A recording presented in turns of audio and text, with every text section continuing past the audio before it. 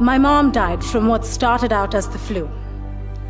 I could not understand how, in a span of 3 days, someone who I had just talked to and who had laughed at my crazy jokes could somehow cease to exist. I learned that as much as I looked for answers for what had happened, some events in life are unpredictable and don't have clear answers. Coming back to college was one of the hardest things I've ever had to do. Among my group of friends, I began to feel like an outsider, someone who was incomplete. But I had to accept that this was my new reality.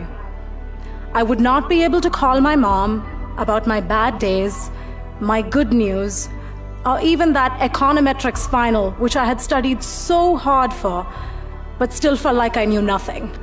It was in one of those moments when I was emotionally at my lowest and really did not feel like facing college every single day that I understood that I had to let people in. I had been fiercely independent to the point where it was a source of pride for me not to ask for help. But I needed help.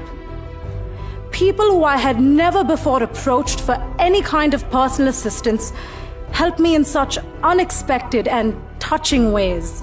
People opened their doors and opened their hearts, sometimes even sharing personal stories of loss with me.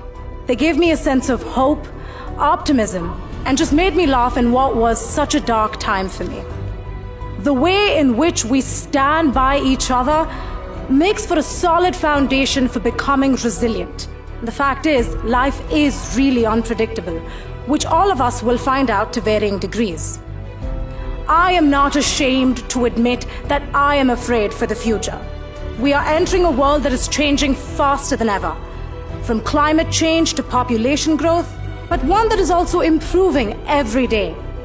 So I leave you with this final thought. I urge you to think about which communities you can let in and which communities you have the power and ability to affect.